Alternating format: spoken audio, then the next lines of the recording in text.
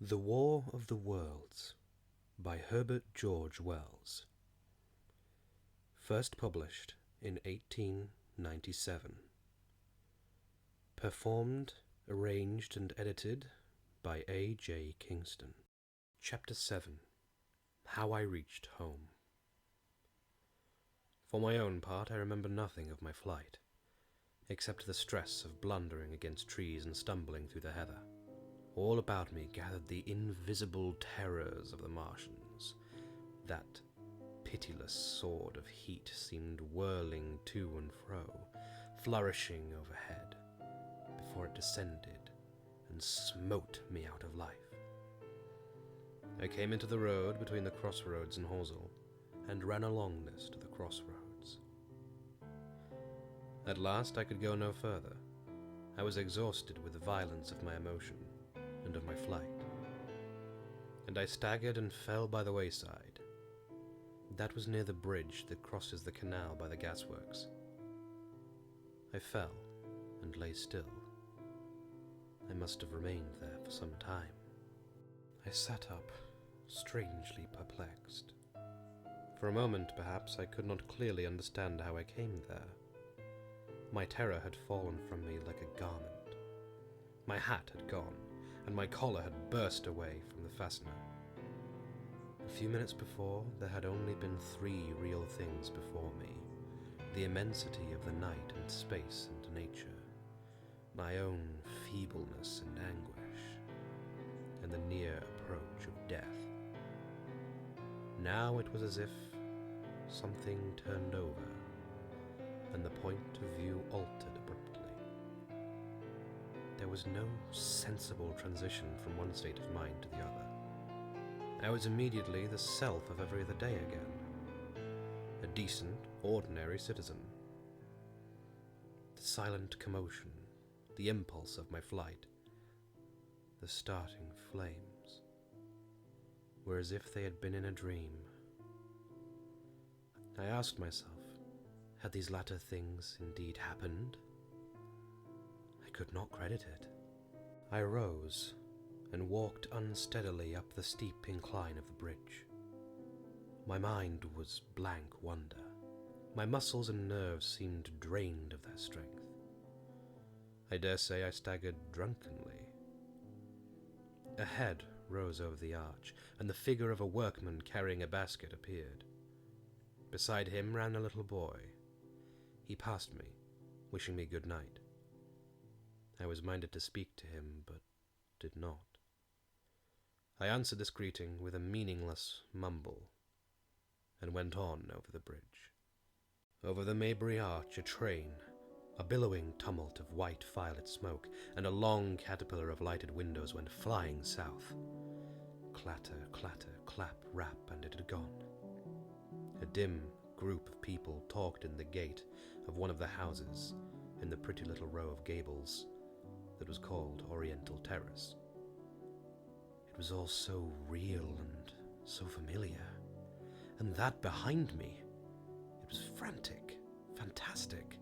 Such things I told myself could not be. Perhaps I am a man of exceptional moods. I do not know how far my experience is common. At times I suffer from the strangest sense of detachment from myself and the world about me. I seem to watch it all from the outside, from somewhere inconceivably remote, out of time, out of space, out of the stress and tragedy of it all. This feeling was very strong upon me that night. Here was another side to my dream.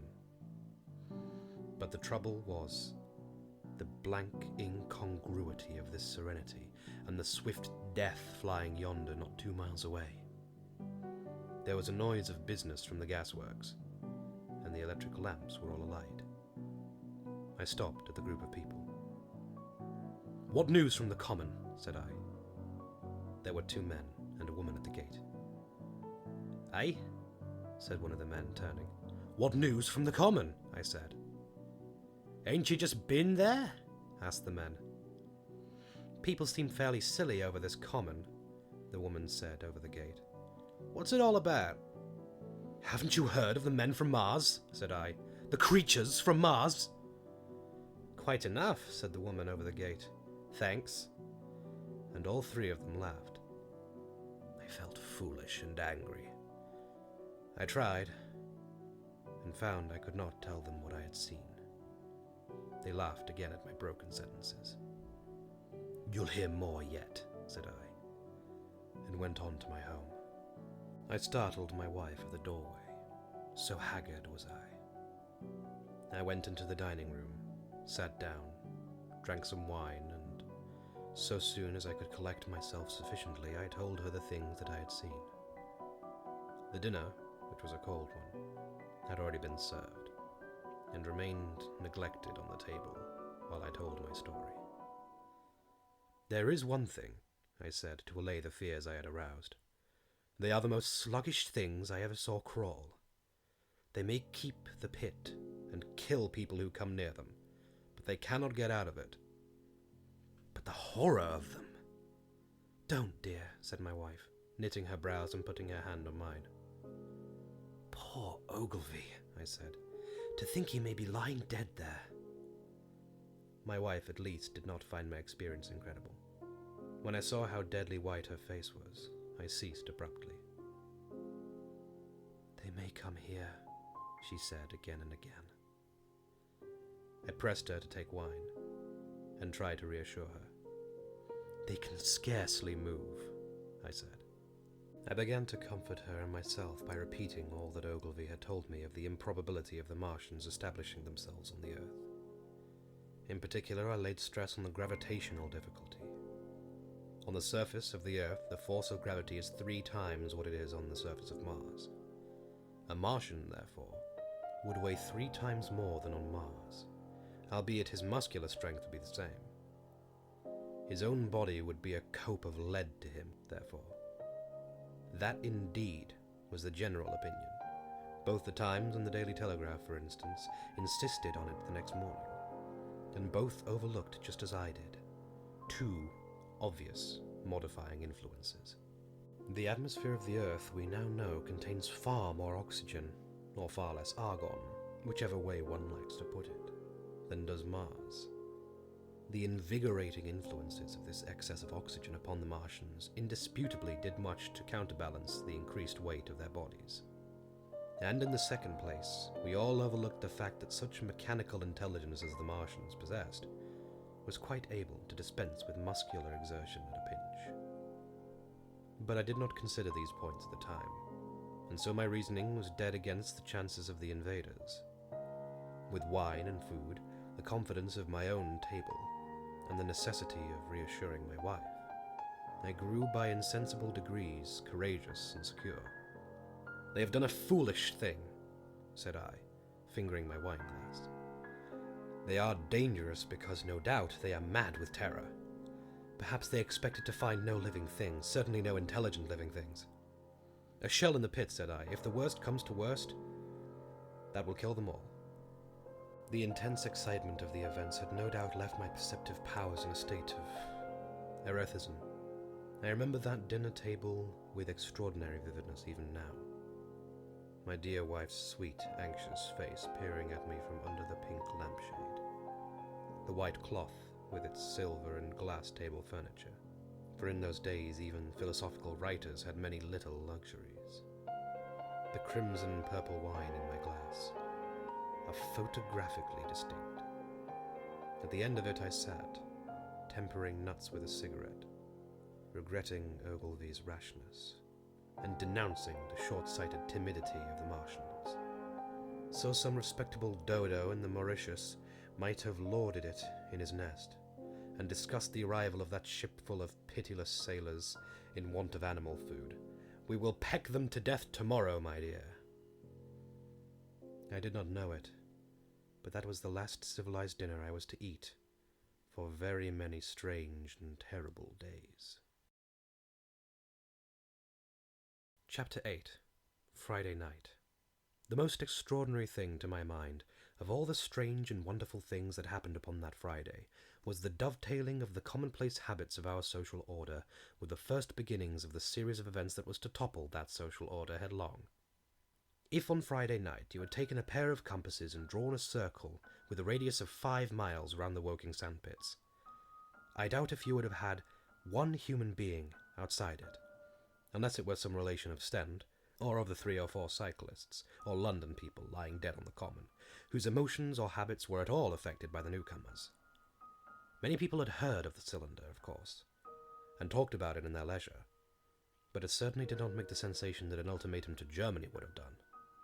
In London that night, poor Henderson's telegram describing the gradual unscrewing of the shot was judged to be a canard, and his evening paper, after wiring for authentication from him and receiving no reply, the man was killed, decided not to print a special edition. Even within the 5-mile circle, the great majority of people were inert. I have already described the behavior of the men and women to whom I spoke. All over the district, people were dining and supping, working men were gardening after the labours of the day, children were being put to bed, young people were wandering through the lanes, love-making, students sat over their books. Maybe there was a murmur in the village streets, a novel and dominant topic in the public houses, and here and there a messenger or even an eyewitness of the later occurrences caused a whirl of excitement, a shouting and a running to and fro. But for the most part, the daily routine of working, eating, drinking, sleeping went on as it had for countless years, as though no planet Mars existed in the sky. Even at Woking Station and Horsell and Chobham, that was the case. In Woking Junction, until a late hour, trains were stopping and going. Others were shunting on the sidings. Passengers were alighting and waiting, and everything was proceeding in the most ordinary way. A boy from the town, trenching on Smith's monopoly, was selling papers with the afternoon's news. The ringing impact of trucks, the sharp whistle of the engines from the junction, mingled with their shouts of "Men from Mars!" Excited men came into the station about 9 o'clock with incredible tidings, and caused no more disturbance than drunkards might have done. People rattling Londonwards peered into the darkness outside the carriage windows, and saw only a rare, flickering, vanishing spark dance up from the direction of Horsell. A red glow and a thin veil of smoke driving across the stars, and thought that nothing more serious than a heath fire was happening. It was only round the edge of the common that any disturbance was perceptible. There were 6 villas burning on the Woking border. There were lights in all the houses of the common side of the 3 villages, and the people there kept awake till dawn. A curious crowd lingered restlessly, people coming and going, but the crowd remained, both on the Chobham and Horsell bridges. 1 or 2 adventurous souls, it was afterwards found, went into the darkness and crawled quite near the Martians. But they never returned. For now and again a light ray, like the beam of a warship's searchlight, swept the common, and the heat ray was ready to follow. Save for such, that big area of common was silent and desolate, and the charred bodies lay about on it all night under the stars, and all the next day. A noise of hammering from the pit was heard by many people. So you have the state of things on Friday night. In the centre, sticking into the skin of our old planet Earth like a poisoned dart, was this cylinder. But the poison was scarcely working yet. Around it was a patch of silent common, smouldering in places, and with a few dark, dimly seen objects lying in contorted attitudes here and there. Here and there was a burning bush or tree. Beyond was a fringe of excitement, and farther than that fringe the inflammation had not crept as yet. In the rest of the world, the stream of life still flowed as it had flowed for immemorial years. The fever of war that would presently clog vein and artery, deaden nerve and destroy brain, had still to develop. All night long the Martians were hammering and stirring, sleepless, indefatigable, at work upon the machines they were making ready, and ever and again a puff of greenish-white smoke whirled up into the starlit sky. About 11, a company of soldiers came through Horsell and deployed along the edge of the common to form a cordon. Later, a second company marched through Chobham to deploy on the north side of the common. Several officers from the Inkerman barracks had been on the common earlier in the day, and one, Major Eden, was reported to be missing. The colonel of the regiment came to the Chobham Bridge and was busy questioning the crowd at midnight. The military authorities were certainly alive to the seriousness of the business. About 11, the next morning's papers were able to say a squadron of hussars, 2 Maxims, and about 400 men of the Cardigan Regiment started from Aldershot. A few seconds after midnight, the crowd in the Chertsey Road, Woking, saw a star fall from heaven into the pine woods to the northwest.